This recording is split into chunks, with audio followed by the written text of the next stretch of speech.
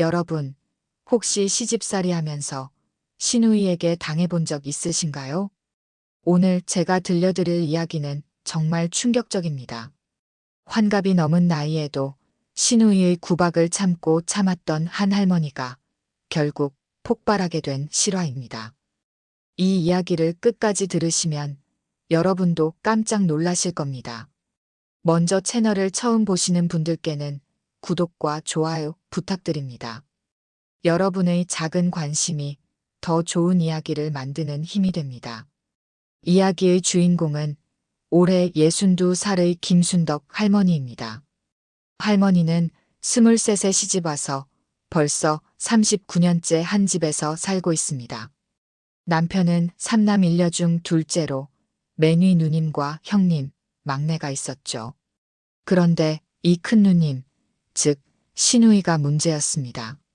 시누이 박미경은 할머니보다 2살 위로 올해 64살입니다. 성격이 까다롭고 포악해서 집안의 모든 일에 간섭하고 지배하려 들었죠. 특히 제사나 차례 같은 집안 행사에서는 더욱 심했습니다. 순덕아, 너 또 이런 식으로 차려놨냐? 시어머니가 살아계셨으면 기가 막혀 하셨을 거야. 이런 말을 들을 때마다 할머니의 가슴이 답답해졌습니다. 분명히 정성껏 준비했는데도 시누이는 늘 흠을 잡았죠. 할머니는 젊은 시절부터 요리 솜씨가 좋기로 소문났습니다. 동네 잔치나 경조사가 있을 때면 항상 불러달라고 할 정도였죠. 시어머니도 할머니의 음식 솜씨를 무척 칭찬하셨습니다. 순덕이 손맛은 정말 어디서 나는 거냐. 우리 아들이 복이 많아서 이런 며느리를 만났구나. 시어머니의 이런 말씀을 들을 때마다 할머니는 뿌듯했습니다. 하지만 시어머니가 돌아가신 후로는 상황이 완전히 바뀌었죠. 시누이는 마치 자신이 이 집의 주인이라도 되는 양 행동했습니다. 제사 준비 때마다 이것저것 간섭하고 지시했죠. 생선은 이렇게 놓는 게 아니야. 머리가 동쪽을 향해야 한다고 몇 번을 말해야 알겠냐? 나물은 왜 이렇게 짜게 했어? 시아버지가 싱겁게 드시는 걸 모르냐? 할머니는 이런 잔소리를 들을 때마다 속이 끓어올랐지만 참았습니다. 집안의 평화를 위해서였죠. 남편도 누님 말씀을 들으라며 할머니 편을 들어주지 않았습니다. 여보, 누님 말씀이 틀린 건 아니잖아. 그냥 맞춰드려. 집안일로 싸우는 꼴 보기 싫어. 남편의 이런 말을 들을 때마다 할머니는 더욱 속상했습니다. 결혼 39년 동안 한 번도 자신의 편을 들어준 적이 없었거든요. 그렇게 세월이 흘러 할머니는 환갑을 넘겼습니다. 이제 손주들도 대학생이 된 나이가 되었죠. 하지만 시누이의 구박은 여전했습니다. 특히 작년 추석 때는 정말 심했습니다. 할머니가 정성껏 준비한 차례상을 보고 시누이가 한 말이 충격적이었거든요. 순덕아, 너 나이가 몇 살인데 아직도 이런 식으로 차려놓냐? 보기만 해도 기가 막혀. 우리 어머니가 보시면 뭐라고 하시겠어? 그때 할머니는 정말 울고 싶었습니다. 새벽 4시부터 일어나서 준비한 음식들인데 그렇게 말하니까요. 하지만 그때도 참았습니다. 시누이의 구박은 점점 더 심해졌습니다. 제사 음식뿐만 아니라 평소 집안일에도 간섭했죠. 순덕아, 너는 왜 이렇게 살림을 못하냐? 우리 어머니는 그렇지 않으셨는데. 내가 이런 식으로 사니까 우리 둘째도 집에 자주 안 오는 거 아니야? 이런 말들을 들을 때마다 할머니의 마음은 천갈래로 찢어졌습니다. 자신이 뭘 잘못했는지 모르겠는데 항상 구박만 받았거든요. 그런데 결정적인 사건이 터진 날이 있었습니다. 바로 지난달 시아버지 기일이었죠. 할머니는 평소보다 더 정성껏 준비했습니다. 시장에서 제일 좋은 재료들만 골라서 사왔고 하루 전날부터 준비를 시작했거든요. 제사상에 올릴 음식들을 하나하나 정성껏 만들었습니다. 북어국은 맑고 깔끔하게 끓였고 저는 노릇노릇하게 부쳤죠. 나물들도 간을 맞춰가며 정성껏 무쳤습니다. 특히 시아버지가 생전에 좋아하셨던 돼지고기 수육은 몇 시간 동안 푹 삶아서 부드럽게 만들었죠. 향도 좋고 맛도 일품이었습니다. 할머니는 이번에야말로 시누이가 인정해 줄 거라고 생각했습니다. 이렇게 정성껏 준비했는데 뭐라고 할 말이 있겠냐는 생각이었죠. 하지만 시누이가 제사상을 보자마자 한 말은 할머니의 기대를 완전히 배신했습니다. 야, 김순덕. 이게 뭐야? 제사상 음식이 이따위야? 너 정말 양심이 있는 거야? 그 순간 할머니의 머릿속이 하얘졌습니다. 39년 동안 참고 또 참았던 분노가 치솟아 올랐죠. 이제는 더 이상 참을 수 없었습니다. 드디어 할머니가 폭발하게 된 그 순간이 다가오고 있었습니다. 할머니가 시누이 박미경과 처음 만난 것은 결혼 전 첫 인사 때였습니다. 당시 21살이던 할머니는 예비 시누이를 만나러 갔죠. 아, 이 아이가 우리 둘째 며느리가 될 애구나. 참 얌전하게 생겼네. 첫인상은 나쁘지 않았습니다. 하지만 결혼식 날부터 뭔가 이상했죠. 시누이는 할머니의 웨딩드레스부터 흠을 잡았습니다. 순덕아, 너 드레스가 좀 촌스럽네. 우리 친구들이 뭐라고 할까봐 걱정이야. 결혼식 당일에 신부에게 할 말이 아니었죠. 하지만 할머니는 그냥 웃어넘겼습니다. 첫날이니까 예민할 수도 있다고 생각했거든요. 신혼 첫날 밤에도 시누이는 할머니 방에 찾아왔습니다. 순덕아, 우리 집 규칙을 알려줄게. 시어머니는 새벽 5시에 일어나시니까 너도 그 전에 일어나야 해. 그리고 밥은 항상 따뜻하게 데워놔야 하고. 결혼 첫날부터 이런 지시를 받다니 할머니는 당황스러웠습니다. 하지만 새 가족이니까 적응해야겠다고 생각했죠. 시어머니는 할머니에게 친절했습니다. 오히려 시누이가 너무 간섭한다고 말릴 정도였죠. 미경아, 순덕이 아직 적응 중이니까 너무 재촉하지 마. 천천히 배우면 되지. 하지만 시어머니가 안 계실 때면 시누이의 태도는 완전히 달랐습니다. 야, 김순덕. 국이 왜 이렇게 짜? 시어머니가 드시기엔 너무 짜다고 몇 번을 말해야 알아듣겠냐? 빨래는 왜 이렇게 했어? 우리 어머니 속옷은 따로 빨아야 한다고 했잖아. 매일매일이 지적과 잔소리의 연속이었습니다. 할머니는 열심히 배우려고 노력했지만 시누이의 기준을 맞추기가 쉽지 않았죠. 첫 추석 때는 정말 힘들었습니다. 시누이가 할머니에게 제사 음식 만드는 법을 가르쳐 준다며 옆에서 계속 지적했거든요. 저는 이렇게 부치는 게 아니야. 기름이 너무 많아. 다시 해. 나물 무칠 때는 손으로 조물조물 해야지. 젓가락으로 하면 안 돼. 할머니가 조금이라도 실수하면 큰 소리로 야단쳤습니다. 시어머니가 오시면 또 태도가 바뀌어서 친절하게 구는 것도 스트레스였죠. 어머니, 순덕이가 요리를 참 잘해요. 금방 우리 집 맛을 따라 할 거예요. 이런 이중적인 모습을 보면서 할머니는 혼란스러웠습니다. 진짜 모습이 뭔지 알 수가 없었거든요. 결혼 3년째, 첫째 아들을 낳았을 때도 시누이의 간섭은 계속됐습니다. 순덕아, 아기 기저귀는 이렇게 갈아야 해. 너는 왜 이것도 몰라? 분유 타는 것도 서툴고 정말 답답해 죽겠네. 산후조리 중인 할머니에게도 가르침이라는 이름으로 잔소리를 늘어놓았죠. 친정어머니가 오셔서 도와주실 때도 시누이는 간섭했습니다. 어머님, 우리 집에서는 이렇게 하지 않아요. 순덕이가 헷갈리니까 우리 방식대로 해주세요. 친정어머니가 섭섭해하시는 모습을 보면서 할머니는 마음이 아팠습니다. 하지만 시집에서 살려면 참아야 한다고 생각했죠. 둘째 아들이 태어났을 때도 마찬가지였습니다. 시누이는 할머니의 육아 방식에 계속 토를 달았죠. 순덕아, 아이들 옷은 왜 이렇게 입혔어? 춥겠네. 엄마가 이런 식으로 키우니까 아이들이 자꾸 아픈 거야. 아이들이 감기라도 걸리면 할머니 탓을 했습니다. 마치 모든 게 할머니의 잘못인 것처럼 말했죠. 시어머니가 돌아가신 후에는 더욱 심해졌습니다.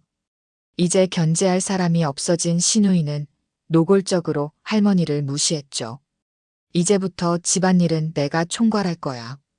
순덕이 너는 내 지시에 따라 움직여.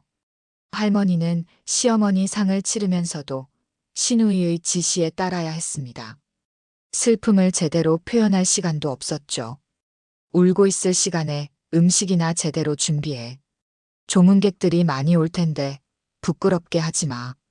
시어머니 장례식에서도 시누이는 할머니를 부려먹기 바빴습니다. 정작 자신은 조문객들과 인사나 나누고 있으면서요. 그 후로 명절 때마다 시누이의 간섭은 더욱 심해졌습니다.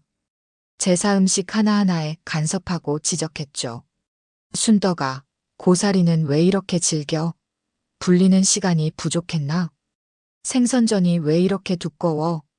얇게 썰어야 한다고 몇 번을 말했어. 할머니가 아무리 정성껏 준비해도 시누이는 만족하지 않았습니다. 항상 뭔가 흠을 잡았죠. 특히 명절 때 친척들이 모이면 시누이는 할머니를 더욱 무시했습니다. 우리 순덕이는 아직도 요리가 서툴러서 제가 많이 도와줘야 해요. 친척들 앞에서 이런 말을 들을 때마다 할머니는 얼굴이 화끈거렸습니다. 20년 넘게 요리를 해왔는데도 여전히 서투르다고 하니까요. 아이들이 자라면서 시누이의 간섭은 교육 문제로까지 번졌습니다. 순덕아, 애들 공부는 제대로 시키고 있어? 우리 큰아이는 학원을 3개나 다니는데. 애들 옷도 좀 더 신경 써서 입혀. 너무 촌스럽게 입히지 말고. 할머니는 경제적으로 여유롭지 않았는데도 시누이의 이런 말 때문에 스트레스를 받았습니다. 남편에게 말해도 별로 도움이 되지 않았죠. 누님 말씀이 틀린 건 아니잖아. 아이들 교육은 중요한 문제야. 남편은 언제나 시누이 편을 들었습니다. 할머니의 마음은 헤아려 주지 않았죠. 세월이 흘러 할머니가 50대가 되었을 때도 상황은 마찬가지였습니다. 오히려 시누이의 간섭은 더욱 구체적이고 치밀해졌죠. 순덕아, 이제 나이도 들었으니까 살림을 좀 더 체계적으로 해야지. 가계부도 써가면서 관리하고 집안 청소도 규칙적으로 해. 매주 토요일은 대청소 날로 정하자. 할머니의 일상생활까지 간섭하기 시작했습니다. 자신이 이 집의 진짜 주인이라도 되는 양 행동했죠. 그런 와중에도 할머니는 참았습니다. 가족의 평화를 위해서였죠. 하지만 마음속 깊은 곳에서는 분노가 차곡차곡 쌓여가고 있었습니다. 그리고 지금 환갑을 넘긴 나이에도 여전히 시누이의 구박을 받고 있는 할머니. 39년 동안 쌓인 분노가 곧 폭발할 순간을 기다리고 있었습니다. 할머니가 50대 후반에 접어들면서 시누이 박미경의 구박은 더욱 정교하고 치밀해졌습니다. 마치 할머니를 완전히 굴복시키기 위해 모든 방법을 동원하는 것 같았죠. 특히 손주들이 태어나면서부터는 육아 방식까지 간섭하기 시작했습니다. 할머니의 첫째 아들이 결혼해서 손자를 낳았을 때였죠. 순덕아, 너는 손자 돌보는 것도 제대로 못하네. 기저귀는 왜 이렇게 갈아? 아기 엉덩이가 빨갛게 됐잖아. 할머니는 2 아들을 키운 경험이 있었습니다. 그런데도 시누이는 할머니의 육아법을 믿지 않았죠. 마치 할머니가 처음 아기를 보는 것처럼 취급했습니다. 이유식도 왜 이렇게 만들어? 요즘은 이렇게 하는 거 아니야. 내가 인터넷에서 찾아본 방법대로 해야 해. 시누이는 자신이 손자 하나 키운 것을 자랑하며 할머니를 가르치려 들었습니다. 할머니가 뭘 해도 잘못됐다고 지적했죠. 손자가 조금만 울어도 할머니 탓을 했습니다. 순덕아, 애가 왜 울어? 내가 뭔가 잘못했나? 애는 이유 없이 울지 않아. 할머니가 손자를 달래려고 안아주면 또 트집을 잡았습니다. 너무 자주 안아주면 안 돼. 요즘 육아법은 그렇게 하는 게 아니야. 정작 신우이 자신은 손자를 예뻐한다며 온종일 안고 다니면서 말이죠. 할머니는 이런 이중적인 모습을 보며 화가 났지만 참았습니다. 둘째 아들도 결혼해서 손녀를 낳았을 때는 더 심했습니다. 신우이는 아예 할머니를 믿지 않는다며 직접 나서겠다고 했죠. 순덕아, 너는 이제 나이도 들었으니까 손녀는 내가 돌볼게. 너는 그냥 집안일이나 해. 할머니는 손녀를 보고 싶어도 신우이의 허락을 받아야 했습니다. 마치 남의 집에 온 것 같은 기분이었죠. 손녀 안아보고 싶으면 손부터 깨끗이 씻고 와. 그리고 향수 냄새 나니까 옷도 갈아입어. 할머니는 자신의 집에서도 눈치를 보며 살아야 했습니다. 손주들과 가까워지는 것조차 신우이의 허락이 필요했죠. 명절 때는 더욱 심각했습니다. 친척들이 모이면 신우이는 할머니를 아예 주방에서 내쫓았습니다. 순덕아, 너는 설거지나 해. 음식은 내가 준비할게. 친척들 앞에서 망신당하기 싫거든. 할머니가 30년 넘게 해오던 명절 음식 준비를 신우이가 가로챈 것이었죠. 친척들은 신우이가 음식을 다 준비한 줄 알고 칭찬했습니다. 미경 씨 손맛은 정말 대단해요. 어머니가 돌아가신 후에도 집안 음식 맛이 그대로네요.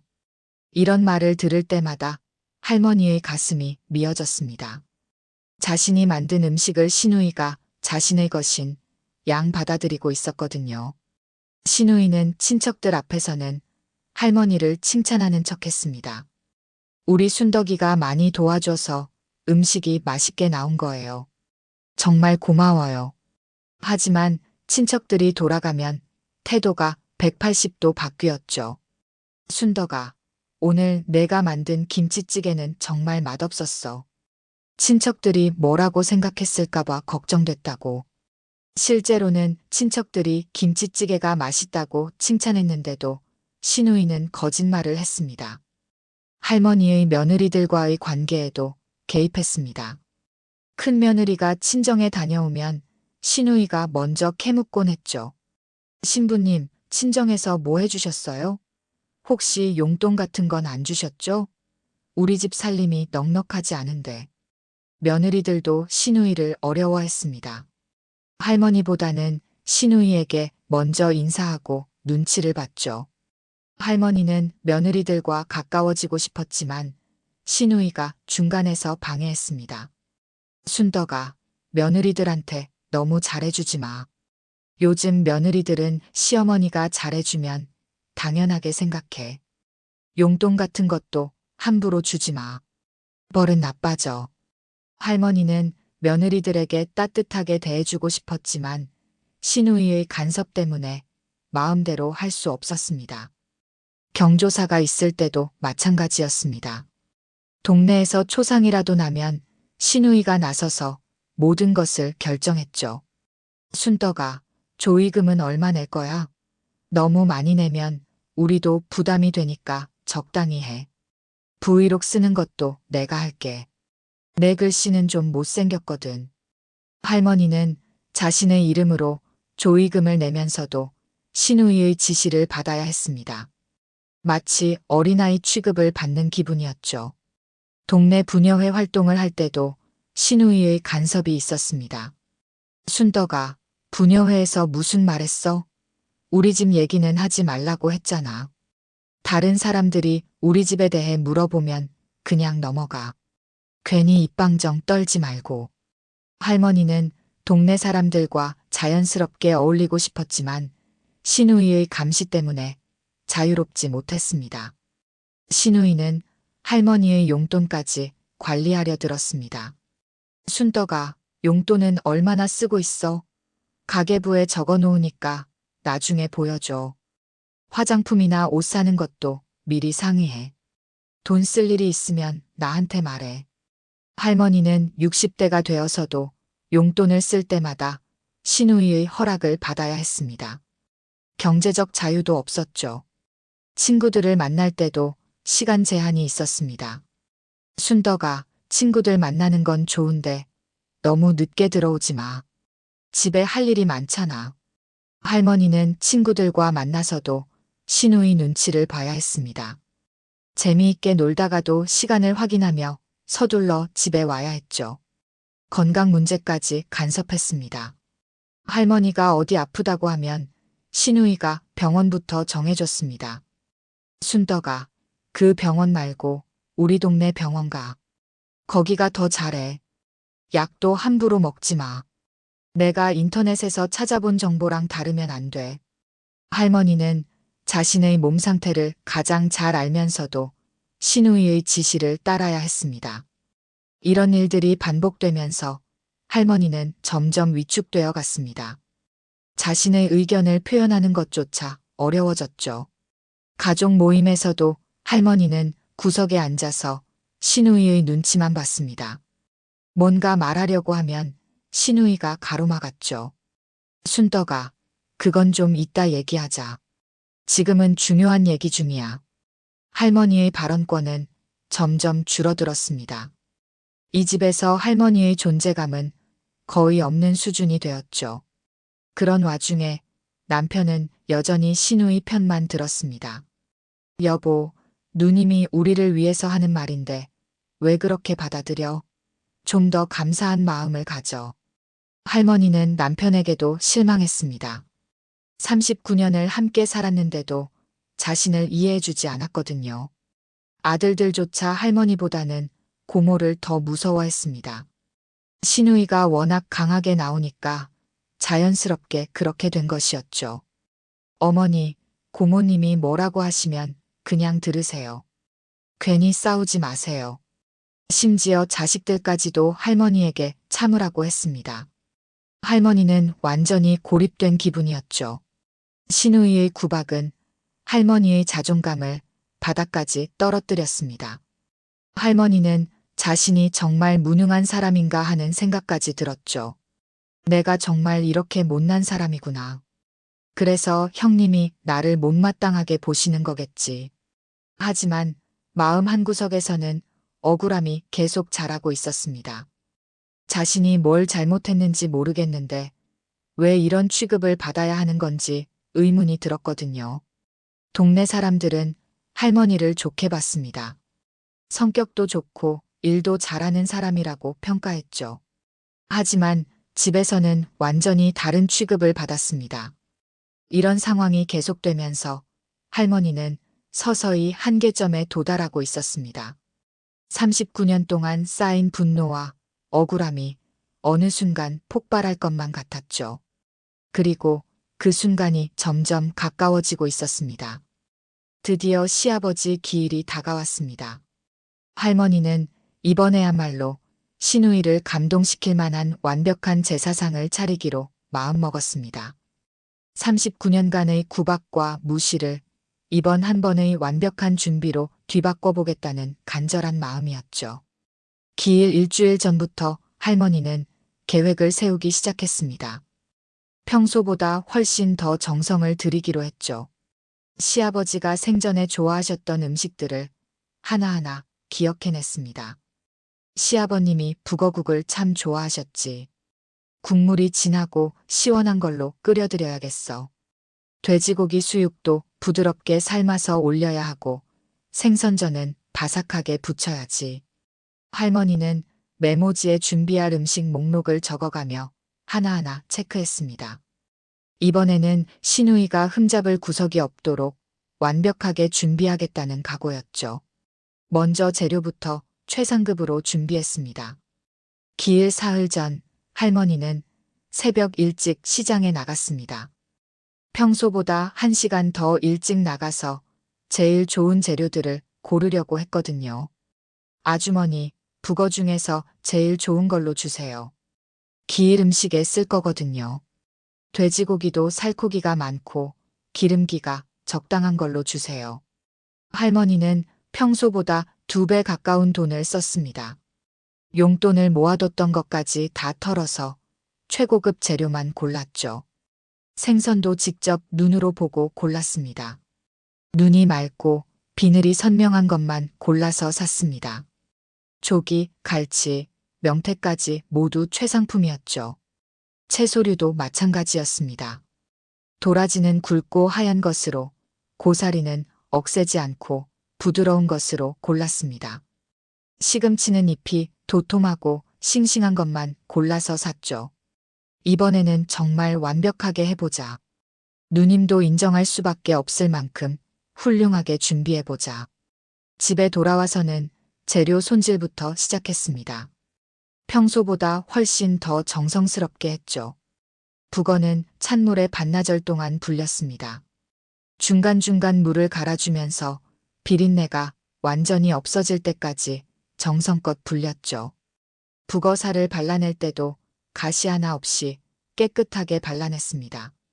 도라지도 하나하나 손으로 찢어서 쓴맛이 완전히 없어질 때까지 여러 번 우려냈습니다.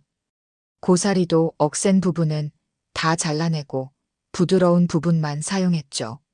돼지고기 수육 준비에는 특히 공을 들였습니다. 고기를 삶기 전에 찬물에 2시간 동안 담가서 핏물을 완전히 빼냈습니다. 그리고 끓는 물에 한 번 데쳐서 잡내를 제거했죠. 본격적으로 삶을 때는 대파, 양파, 마늘, 생강을 넣고 3시간 동안 푹 삶았습니다. 중간에 거품도 계속 걷어내면서 깨끗하고 맑은 육수가 나오도록 신경 썼죠. 시아버님이 수육을 참 좋아하셨는데 이번에는 정말 부드럽게 삶아야겠어. 고기가 완전히 익었는지 젓가락으로 찔러보며 확인했습니다. 젓가락이 스르르 들어갈 만큼 부드럽게 익었을 때야 불을 껐죠. 생선전 준비도 정성스럽게 했습니다. 생선을 포 뜨기 전에 비늘과 내장을 깨끗하게 제거했습니다. 특히 조기는 크기가 일정하도록 두께를 맞춰서 포 떴죠. 밀가루 반죽도 여러 번 시도해서 최적의 농도를 맞췄습니다. 너무 묽지도 않고 너무 되지도 않게 생선에 얇고 고루 입혀지도록 했죠. 기름 온도도 신경 썼습니다. 젓가락을 넣어봐서 기포가 적당히 올라오는 온도에서 생선전을 부쳤습니다. 겉은 바삭하고 속은 촉촉하게 익도록 불 조절도 세심하게 했죠. 나물류 준비에도 평소보다 더 많은 시간을 투자했습니다. 시금치는 끓는 물에 살짝만 데쳐서 아삭한 식감을 살렸습니다. 너무 오래 데치면 물러지니까 시간을 정확히 재면서 했죠. 도라지 무침도 특별히 신경 썼습니다. 도라지를 찢은 후에 소금에 절여서 쓴맛을 완전히 제거했습니다. 그리고 참기름과 깨소금을 넣어서 고소한 맛이 나도록 무쳤죠. 고사리 나물은 들기름을 사용했습니다. 평소에는 식용유를 썼는데 이번에는 고급 들기름을 사서 볶았습니다. 고사리 특유의 향이 더욱 진하게 나왔죠. 콩나물도 하나하나 머리와 꼬리를 떼어냈습니다. 시간이 오래 걸리는 작업이었지만 정성을 들였습니다. 그래서 콩나물 무침이 훨씬 깔끔하고 맛있게 나왔죠. 북어국 끓이기에는 특히 공을 들였습니다. 북어살을 참기름에 먼저 볶아서 고소한 맛을 냈습니다. 그리고 찬물을 부어서 센 불에 끓이다가 국물이 하얘지면 중불로 줄였죠. 무도 적당한 크기로 썰어서 넣었습니다. 너무 크지도 작지도 않게 한 입에 먹기 좋은 크기로 썰었죠. 대파도 어슷 썰어서 마지막에 넣어서 파 향이 살아있도록 했습니다. 국물 간도 여러 번 맛을 보면서 조절했습니다. 너무 짜지도 않고 싱겁지도 않게 딱 적당한 간으로 맞췄죠. 이 정도면 완벽해. 시아버님도 좋아하실 만한 맛이야. 밥도 평소와 다르게 준비했습니다. 좋은 쌀로 바꿔서 고슬고슬하게 지었습니다. 물의 양도 정확히 재서 밥알이 하나하나 살아있도록 지었죠. 김치는 새로 담근 것으로 준비했습니다. 기일 일주일 전에 미리 담가서 적당히 익은 김치를 준비했습니다. 너무 신 것도 싱거운 것도 아닌 딱 좋은 맛으로 익었죠. 과일도 최상급으로 준비했습니다. 사과는 껍질이 윤기나고 단단한 것으로, 배는 과즙이 많은 것으로 골랐습니다. 감도 단감으로 골라서 깎아서 예쁘게 담았죠. 전날 밤에는 거의 잠을 못 잤습니다. 마지막 점검을 하면서 빠뜨린 게 없는지 확인했거든요. 생선전 색깔이 좋나? 나물간은 적당한가? 밥은 제대로 지어졌나? 하나하나 다시 한 번씩 점검했습니다. 정말 완벽하다는 생각이 들 때까지 계속 확인했죠. 기일 당일 아침 할머니는 새벽 4시에 일어났습니다.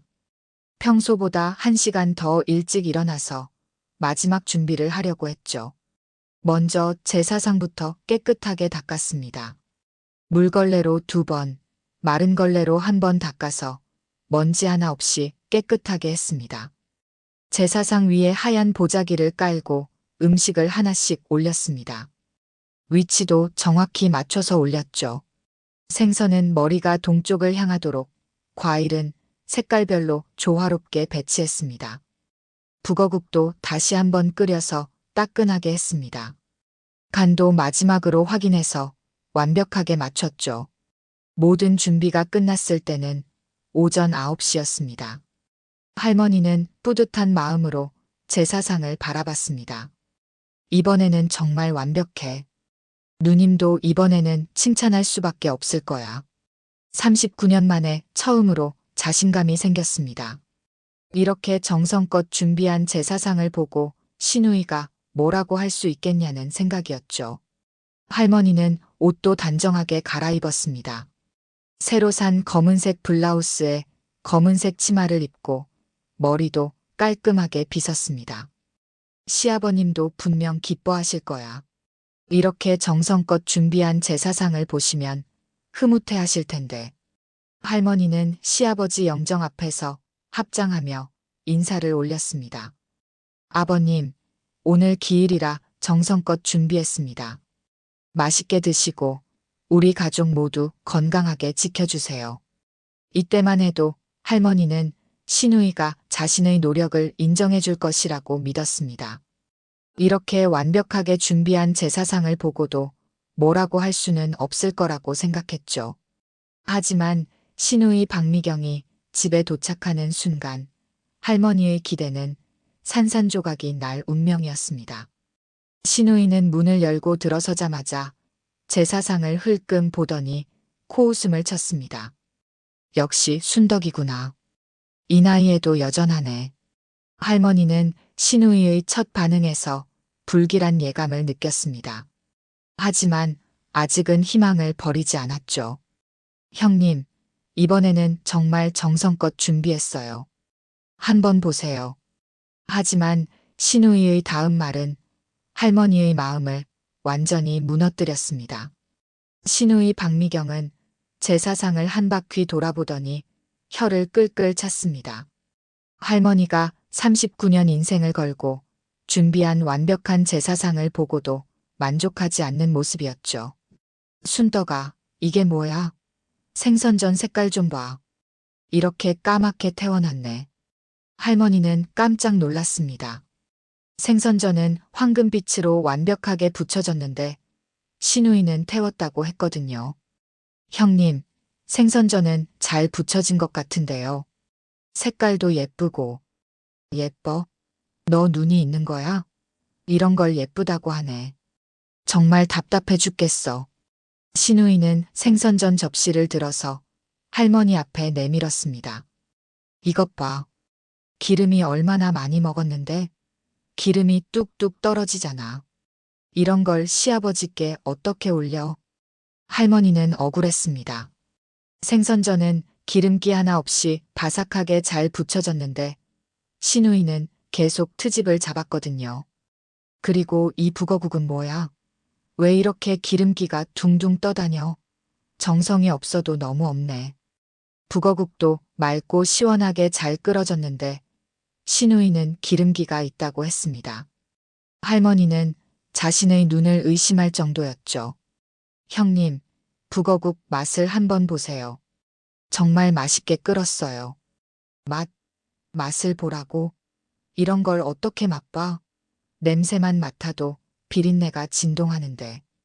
신우이는 코를 찡긋하며 고개를 돌렸습니다. 할머니는 정말 당황스러웠습니다. 북어국에는 비린내가 전혀 없었거든요. 돼지고기 수육은 또 어떻고? 왜 이렇게 퍽퍽해? 몇 시간을 삶은 거야? 신우이는 수육 한 점을 집어서 씹어보더니 인상을 찌푸렸습니다. 아, 정말 못 먹겠네. 이렇게 질긴 수육을 어떻게 만들었어? 시아버지가 생전에 부드러운 수육을 좋아하셨는데. 할머니는 기가 막혔습니다. 수육은 젓가락으로도 뜯어질 만큼 부드럽게 잘 삶아졌는데 신우이는 질기다고 했거든요. 형님, 수육 정말 부드럽게 잘 삶아졌어요. 3시간 동안 푹 삶았거든요. 3시간? 3시간을 삶았는데도 이 모양이야? 너 요리를 할 줄 아는 거 맞아? 신우이의 말이 점점 독해지고 있었습니다. 하지만 이건 시작에 불과했죠. 나물들은 또 어떻고? 시금치는 왜 이렇게 물러? 제대로 짜지도 않았네. 시금치 나물을 집어서 보더니 신우이는 고개를 저었습니다. 도라지는 쓴맛이 남아있고 고사리는 너무 짜고 정말 엉망이네. 할머니가 정성껏 간을 맞춘 나물들을 신우이는 하나도 빠짐없이 트집을 잡았습니다. 그리고 이 밥은 뭐야? 왜 이렇게 되었어? 물을 너무 많이 넣었나? 밥도 고슬고슬하게 잘 지어졌는데 신우이는 되었다고 했습니다. 할머니는 정말 어이가 없었죠. 이때 남편과 아들들이 들어왔습니다. 신우이는 재빨리 표정을 바꾸며 인사했죠. 둘째야, 왔구나. 애들도 컸네. 하지만 남자들이 제사상을 보자 반응은 달랐습니다. 어머니, 이번에 정말 잘 차리셨네요. 음식들이 다 맛있어 보여요. 큰아들이 감탄하며 말했습니다. 둘째 아들도 고개를 끄덕였죠. 엄마 정말 고생하셨어요. 음식 하나하나가 정성이 느껴져요. 남편도 만족스러운 표정을 지었습니다. 여보 수고했어. 아버지도 좋아하시겠네. 하지만 신우이는 이런 반응이 마음에 들지 않았습니다. 남자들 앞에서는 다른 말을 했죠. 뭘요? 순덕이가 정성은 들였는데 실력이 딸려서 이 정도밖에 안 돼요. 그러면서 할머니를 흘끔 쳐다봤습니다. 할머니는 그 시선에서 악의를 느꼈죠. 제사를 지내는 동안에도 신우이의 간섭은 계속됐습니다. 순덕아, 술 따르는 것도 제대로 못하네. 잔을 두 손으로 받쳐야지. 향 피우는 것도 서툴고. 정말 몇 년을 해봤는데 아직도 이래? 할머니는 제사를 지내면서도 계속 신우이의 지적을 들어야 했습니다. 엄숙해야 할 제사 분위기가 신우이 때문에 엉망이 되었죠. 제사가 끝나고 음복을 할 때도 마찬가지였습니다. 가족들이 음식을 먹으며 칭찬했지만 신우이는 계속 트집만 잡았죠. 아빠, 이 북어국 정말 맛있어요. 손자가 말했지만 신우이는 바로 제지했습니다. 얘야, 그런 말 하지 마. 할머니 기분 나빠하신다. 실제로는 신우이 자신이 기분 나빠하는 것이었죠. 고모, 수육도 정말 부드러워요. 손녀가 말하자 신우이는 핀잔을 주었습니다. 너희들은 아직 어려서 음식 맛을 제대로 모르는구나. 신우이는 아이들의 칭찬마저 막으려고 했습니다. 식사가 끝나고 설거지를 할 때 상황은 더욱 심각해졌습니다. 신우이가 할머니를 따로 불러서 본격적인 공격을 시작했거든요. 순덕아, 너 오늘 정말 실망했어. 뭐가 실망이세요? 이 나이까지 살면서 제사 음식도 제대로 못하냐? 정말 한심해.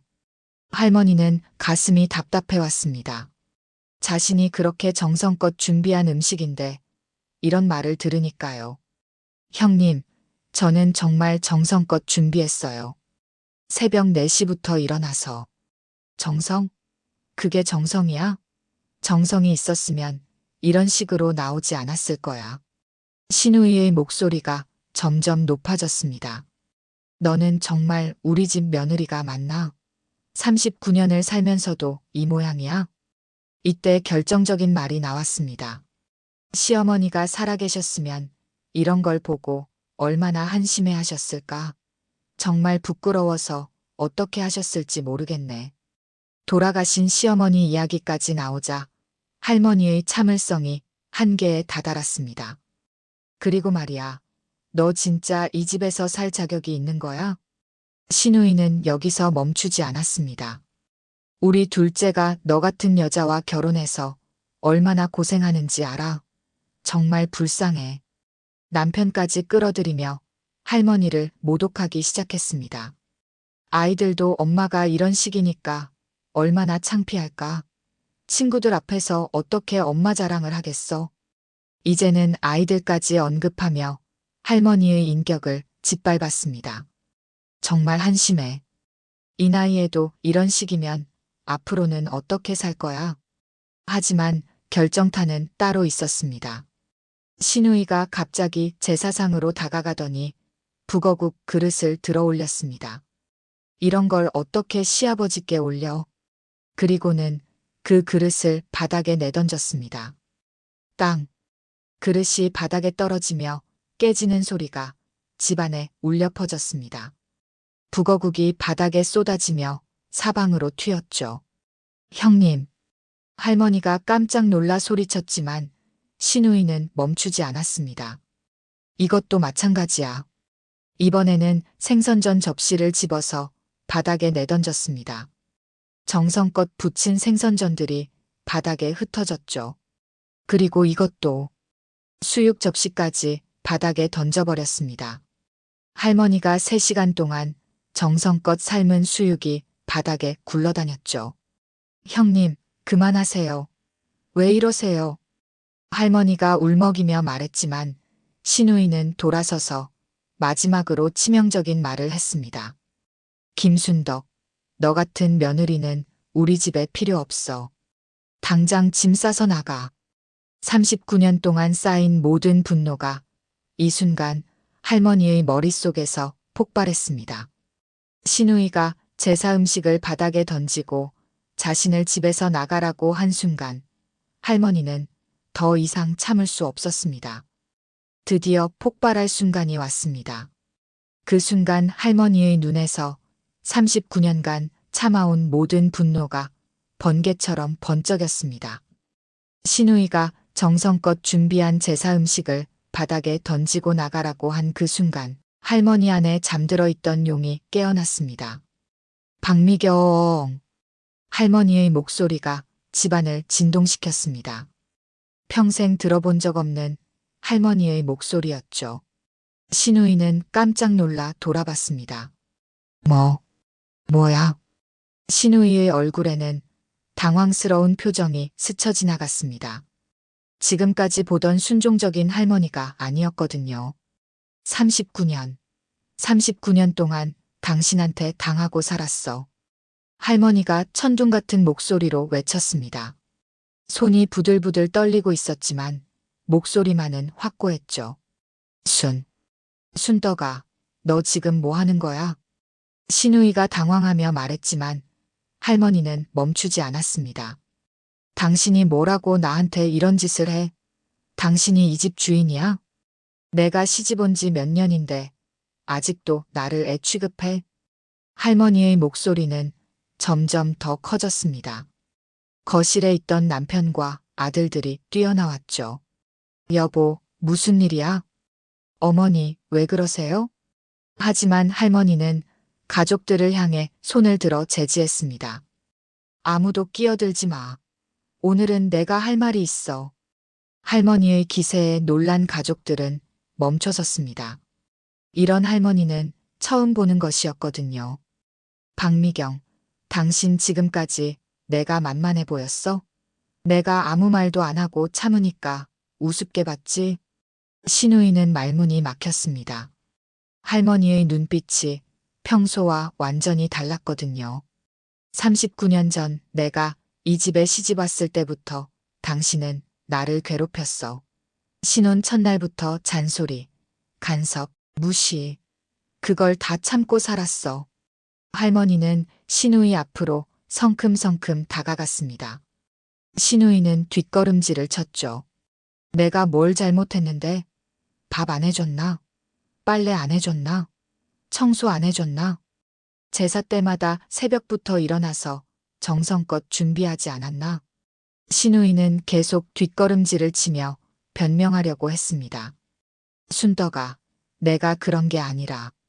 닥쳐. 할머니의 한마디에 신우이는 입을 다물었습니다. 내 말 끝날 때까지 한마디도 하지 마. 39년 동안 당신 말만 들었으니까 이제 내 말 좀 들어봐. 할머니는 바닥에 흩어진 제사 음식들을 가리키며 외쳤습니다. 이게 뭐야? 내가 사흘 밤낮을 준비한 음식을 바닥에 던져. 당신이 뭐라고? 신우이의 얼굴이 점점 창백해졌습니다.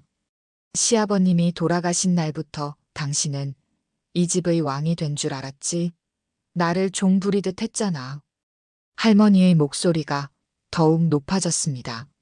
명절 때마다 내가 준비한 음식을 자기가 한 것처럼 받아먹고 친척들 앞에서는 나를 무시하고 신우이는 벽에 등을 대고 더 이상 물러날 곳이 없었습니다.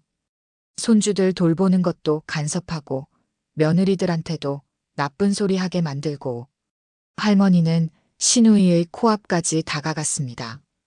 용돈 쓰는 것까지 간섭하고 친구 만나는 것도 통제하고 나를 뭘로 본 거야?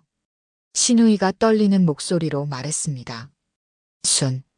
순덕아, 내가 잘못했어. 진정해. 진정하라고. 39년 동안 진정하고 살았는데 이제 더 진정하라고. 할머니는 웃음을 터뜨렸습니다.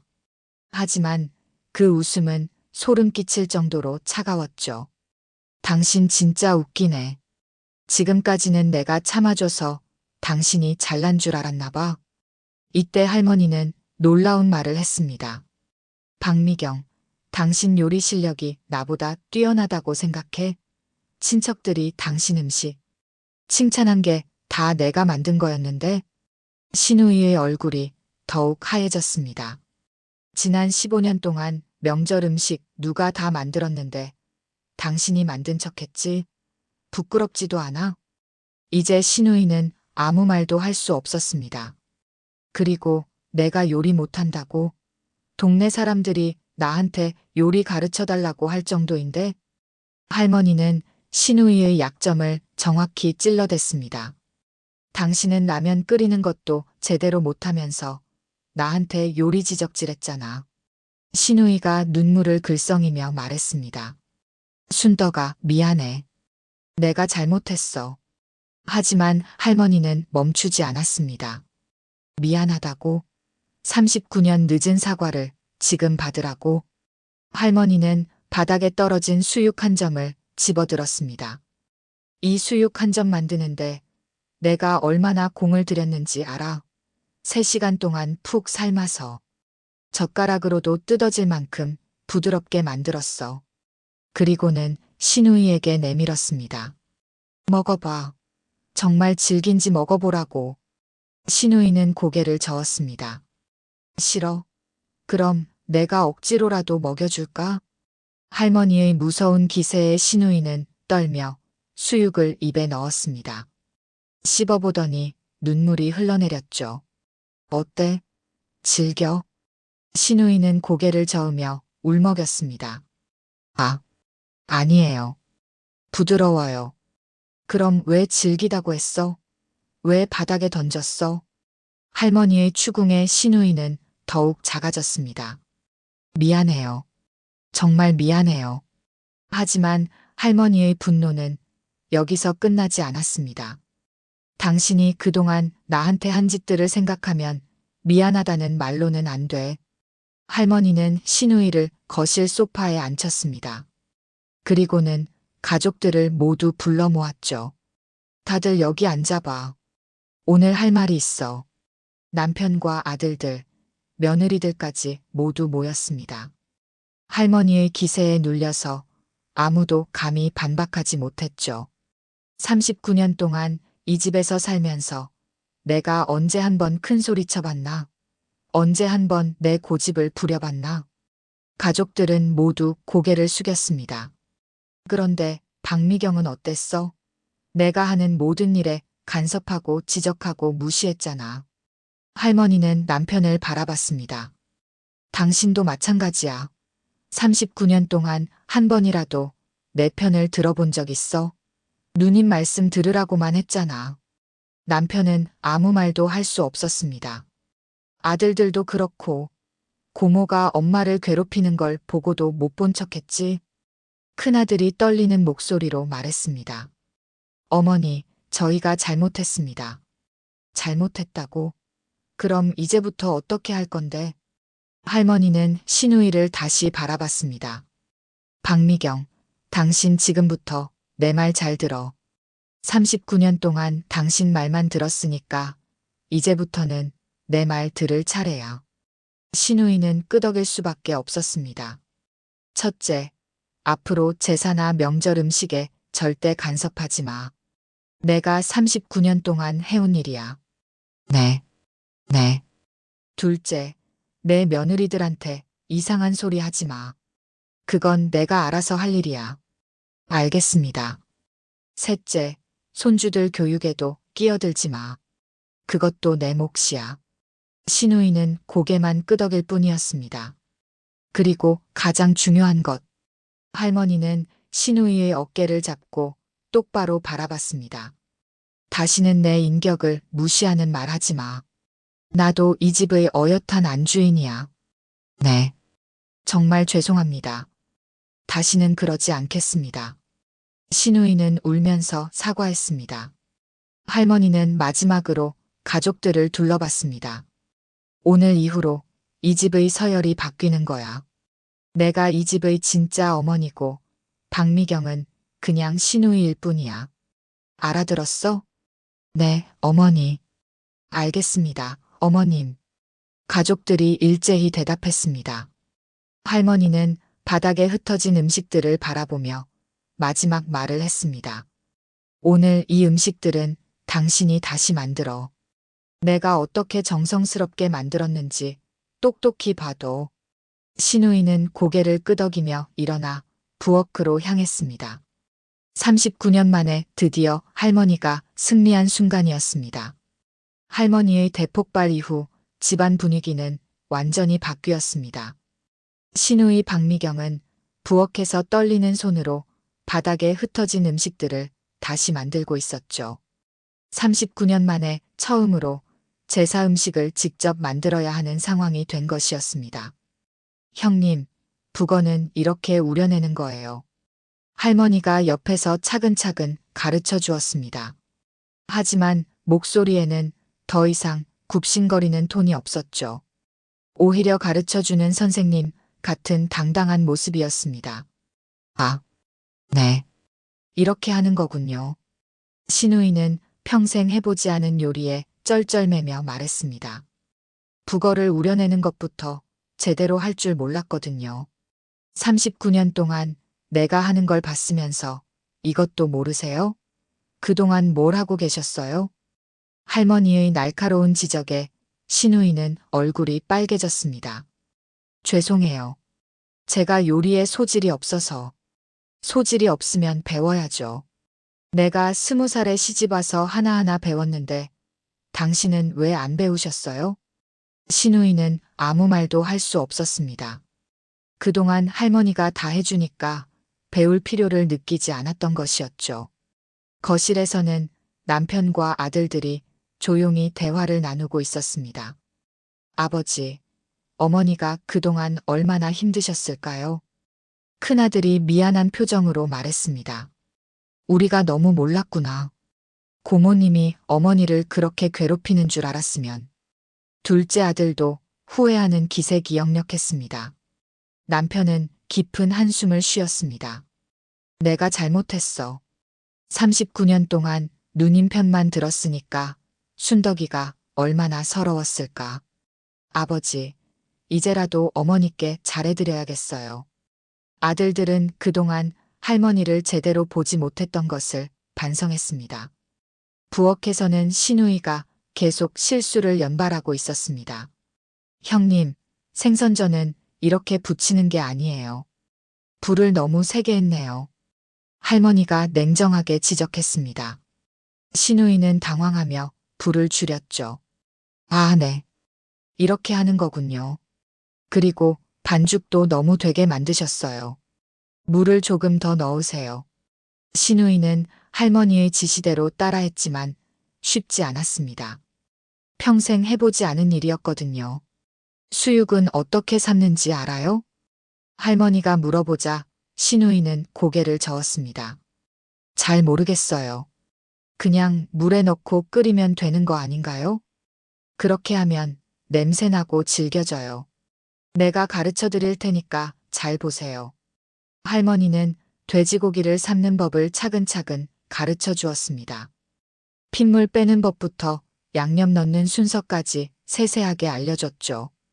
이렇게 해야 부드럽고 맛있게 나와요. 그동안 내가 이런 식으로 해서 당신이 맛있다고 먹었던 거예요. 시누이는 부끄러워하며 고개를 숙였습니다. 죄송해요. 제가 그동안 너무 심했어요. 지금이라도 알았으니 다행이죠.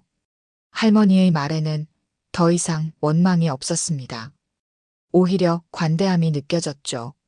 며느리들도 부엌으로 와서 도와주기 시작했습니다.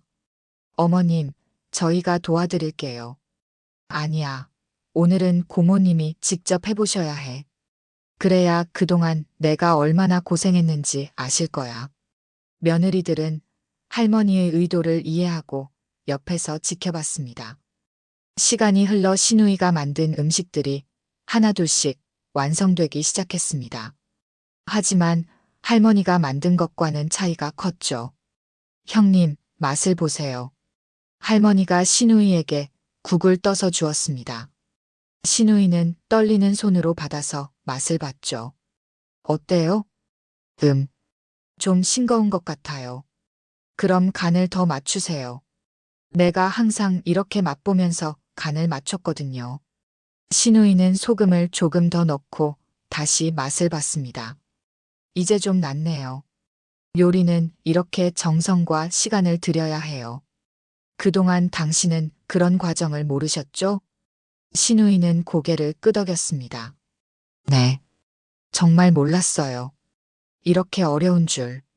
2시간 후에야 모든 음식이 완성되었습니다. 시누이는 땀을 뻘뻘 흘리며 지쳐 있었죠. 이제 제사상을 다시 차려보세요.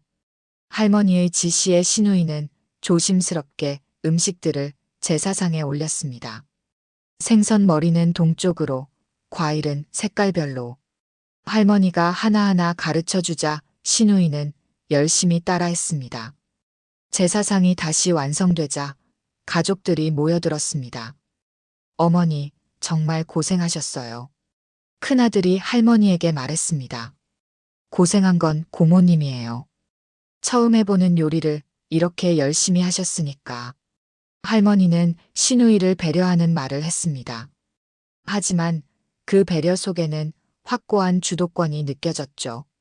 시누이는 남편 앞에서 할머니에게 정식으로 사과했습니다. 순덕이 정말 미안했어. 그동안 내가 너무 심했어. 괜찮아요. 이제라도 이렇게 해주시니까 고마워요. 하지만 할머니의 목소리에는 예전 같은 굽신거림이 없었습니다. 당당하면서도 품이 있는 톤이었죠. 앞으로는 정말 조심할게. 다시는 그런 일 없을 거야. 시누이의 사과에 할머니는 고개를 끄덕였습니다. 말보다는 행동으로 보여주세요. 이후 며칠 동안 시누이의 행동은 완전히 달라졌습니다. 할머니에게 음식 만드는 법을 배우기 시작했죠. 순덕이, 이 김치찌개는 어떻게 끓이는 거야? 콩나물 무침 양념은 뭘 넣어? 시누이는 겸손하게 할머니에게 배우려 했습니다. 39년 만에 처음으로 보는 모습이었죠. 할머니는 친절하게 가르쳐 주었습니다. 하지만 예전처럼 무작정 따라주는 것은 아니었어요. 형님, 제가 바쁠 때는 미리 말씀해 주세요. 언제든지 가르쳐 드릴 수는 없으니까요. 할머니의 말에는 자신의 시간도 소중하다는 의미가 담겨 있었습니다. 동네 사람들도 변화를 눈치챘습니다.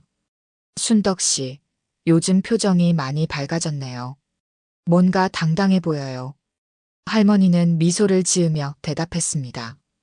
그동안 너무 참고 살았나 봐요. 이제는 제가 하고 싶은 대로 살려고요. 며느리들과의 관계도 달라졌습니다. 이제는 할머니가 시누이 눈치를 보지 않고 며느리들과 자유롭게 대화했죠. 엄마, 아이 교육 문제로 상담하고 싶은 게 있어요. 그래, 언제든지 와서 얘기해. 할머니는 며느리들에게 따뜻하게 대해주었습니다. 시누이의 간섭 없이 자신만의 방식으로요. 손주들도 할머니의 변화를 느꼈습니다. 할머니, 요즘 더 자신감 있어 보여요. 그래, 할머니가 원래 이런 사람이었는데 너희들이 몰랐구나. 할머니는 손주들과도 더욱 가까워졌습니다. 시누이는 이제 할머니에게 의견을 물어보고 허락을 구했습니다. 순덕이, 내일 친척들이 온다는데 내가 음식 준비해도 될까? 형님이 하고 싶으시면 해보세요. 대신 모르는 건 물어보시고요. 할머니는 여유롭게 대답했습니다. 더 이상 전전긍긍하지 않았죠. 39년 만에 드디어 할머니가 이 집의 진짜 주인이 된 것입니다. 시누이는 완전히 굴복했고 가족들은 할머니를 새롭게 바라보기 시작했습니다. 이제 할머니의 완전한 승리만이 남아 있었습니다. 그로부터 6개월이 흘렀습니다. 할머니의 대폭발 이후 김씨 집안은 완전히 새로운 질서로 자리 잡았습니다. 이제는 시누이 박미경이 할머니의 눈치를 보며 조심스럽게 행동하는 모습이 일상이 되었죠. 순덕이, 오늘 장 보러 가는데 뭐 필요한 거 있어? 시누이가 할머니에게 정중하게 물어봤습니다. 예전에는 상상도 할 수 없었던 일이었죠. 형님, 도라지하고 더덕 좀 사오세요. 오늘 나물 만들 거거든요. 할머니는 자연스럽게 대답했습니다. 더 이상 시누이의 비위를 맞추려고 애쓰지 않았어요. 알겠어. 그럼 좋은 걸로 골라올게. 시누이는 고개를 끄덕이며 나갔습니다. 39년 만에 처음으로 할머니의 부탁을 기꺼이 들어주는 모습이었죠. 할머니는 거실에 앉아서 손주들과 자유롭게 대화를 나누고 있었습니다. 할머니, 학교에서 요리 실습 숙제가 나왔는데 가르쳐 주세요. 손녀가 부탁하자 할머니는 기쁜 표정을 지었습니다. 그래, 뭘 만들어야 하는데? 김치찌개요. 친구들이 할머니 김치찌개가 제일 맛있다고 했어요. 할머니는 뿌듯한 마음으로 손녀와 함께 부엌으로 향했습니다. 이제는 아무도 간섭하지 않았어요. 김치찌개는 말이지, 김치가 제일 중요해. 너무 신 것도 안 되고 너무 싱거운 것도 안 돼. 할머니는 손녀에게 자신의 요리 비법을 아낌없이 가르쳐 주었습니다. 부엌에서 요리하는 할머니를 보며 며느리들도 감탄했습니다. 어머님 요리 솜씨는 정말 대단해요. 저희도 많이 배우고 있어요. 고마워. 우리 며느리들이 잘해주니까 내가 더 힘이 나는구나. 할머니와 며느리들 사이의 관계도 훨씬 자연스러워졌습니다. 시누이의 간섭 없이 서로를 진심으로 이해하게 된 것이죠. 저녁 무렵 남편이 퇴근해서 돌아왔습니다. 여보, 오늘 하루는 어땠어? 남편의 말투도 예전과 달라졌습니다. 더욱 다정하고 관심 어린 톤이었죠. 별일 없었어. 손녀하고 요리하고 며느리들하고 얘기하고 그랬지. 할머니도 편안하게 대답했습니다. 그래, 다행이네. 그런데 누님은 어디 가셨어? 장 보러 가셨어. 내가 부탁한 거 사러. 남편은 놀란 표정을 지었습니다. 39년 동안 한 번도 보지 못했던 광경이었거든요. 누님이 여보 부탁을 들어주신다고? 이제는 그래야지. 그동안 내가 너무 참고 살았나 봐. 할머니의 말에 남편은 미안한 표정을 지었습니다. 여보, 그동안 정말 미안했어. 내가 누님 편만 들어서. 이제 와서 미안하다고 해도 소용없어. 앞으로 잘하면 되지. 할머니는 원망하지 않았습니다. 하지만 예전처럼 무조건 용서해주지도 않았어요. 이때 시누이가 장을 보고 돌아왔습니다. 순덕아, 도라지랑 더덕 샀어. 제일 좋은 걸로 골라왔다. 시누이는 할머니에게 보여주며 말했습니다. 고생하셨어요, 형님. 잘 골라오셨네요. 할머니가 자연스럽게 고마워하자 시누이는 기뻐했습니다. 그리고 이것도 샀어. 내가 좋아하는 단감. 시누이가 예쁜 단감을 꺼내 보이자 할머니는 미소를 지었습니다. 형님이 제 취향을 기억해 주시다니 감사해요. 당연하지. 이제부터는 내 기분 맞춰드려야지. 시누이의 이런 변화를 보며 가족들도 놀라워했습니다. 저녁 식사 시간이 되었습니다. 할머니가 정성껏 준비한 음식들이 식탁에 올랐죠. 와, 오늘 반찬이 정말 많네요. 큰 며느리가 감탄하며 말했습니다. 어머님이 만드신 나물이 제일 맛있어요. 둘째 며느리도 칭찬했습니다. 이때 시누이가 조심스럽게 말했습니다. 순덕아, 나도 나물 만드는 법 좀 더 배우고 싶어. 오늘 내가 만든 걸 보니까 정말 맛있어 보이네. 형님도 이제 많이 늘으셨어요. 지난번에 만드신 김치찌개 정말 맛있었거든요. 할머니는 시누이를 격려해 주었습니다. 하지만 예전처럼 과도하게 칭찬하지는 않았어요. 고마워. 내가 가르쳐줘서 그래. 시누이는 진심으로 고마워했습니다. 식사 후 가족들이 거실에 모여 앉아 대화를 나누었습니다. 어머니, 다음 주에 친척들이 온다던데 준비는 어떻게 하실 거예요? 큰아들이 물어봤습니다. 내가 주로 하고 형님이 도와주시면 돼. 이제는 형님도 요리를 많이 배우셨으니까. 할머니는 자연스럽게 역할 분담을 했습니다. 네, 순덕이가 시키는 대로 할게. 시누이도 순순히 따르겠다고 했습니다. 며칠 후 친척들이 모이는 날이 되었습니다. 할머니와 시누이가 함께 음식을 준비했죠. 형님, 이 나물간이 어떤가요? 할머니가 물어보자 시누이는 맛을 보고 대답했습니다. 완벽해. 역시 내 손맛이 최고야. 이제 시누이는 할머니의 실력을 진심으로 인정했습니다. 친척들이 도착하자 음식에 대한 칭찬이 쏟아졌습니다. 순덕 씨 음식은 정말 예술이에요. 어떻게 이렇게 맛있게 만드세요? 할머니는 뿌듯한 표정으로 대답했습니다. 그냥 정성껏 만들었어요. 형님도 많이 도와주셨고요. 이때 한 친척이 시누이에게 물어봤습니다. 미경 씨는 요리 안 하세요? 저는 순덕이만 못해요. 요즘 배우고 있어요. 시누이는 솔직하게 대답했습니다. 예전 같으면 절대 인정하지 않았을 일이었죠. 친척들은 이런 변화를 신기해했습니다. 두 분이 정말 사이가 좋아졌네요. 할머니는 미소를 지었습니다. 이제야 진짜 시누이 같아졌어요. 그날 저녁 친척들이 돌아간 후 가족들끼리 정리를 했습니다. 어머니, 오늘 정말 고생하셨어요. 형님도 고생하셨어요. 아들들이 두 분 모두에게 고마워했습니다.